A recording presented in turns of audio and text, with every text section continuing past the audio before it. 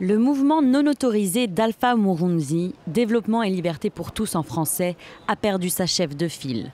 Victoire Ingabire, figure de l'opposition au président Paul Kagame, ne pourra se présenter à la prochaine échéance présidentielle de juillet, selon le verdict d'un tribunal rwandais.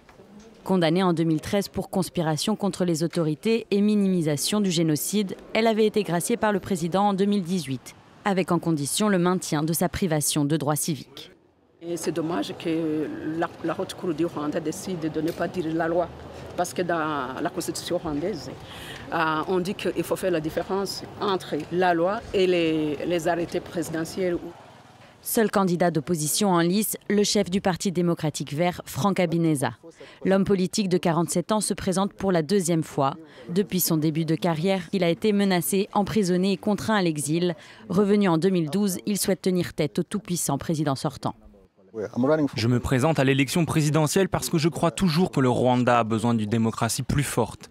Notre pays manque trop de démocratie, il manque trop de liberté de parole et de liberté des médias, de liberté d'expression. Bien que critique du pouvoir, il est parfois décrié comme une caution d'opposition, inoffensive pour le régime de Kigali. Samedi dernier, le parti au pouvoir, le Front patriotique rwandais, a officiellement désigné le président sortant Paul Kagame comme candidat à sa réélection pour un 4e mandat. Plébiscité à hauteur de 99% par son propre congrès, il a toutefois souligné l'importance de former la prochaine génération de dirigeants au sein du parti.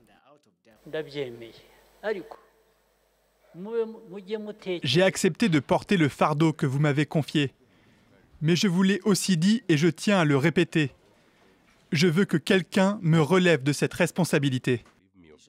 S'il est crédité du spectaculaire développement du Rwanda, dont l'économie est désormais qualifiée de Singapour de l'Afrique, Kagame est régulièrement accusé de bafouer la liberté d'expression et de réprimer toute opposition dans le pays.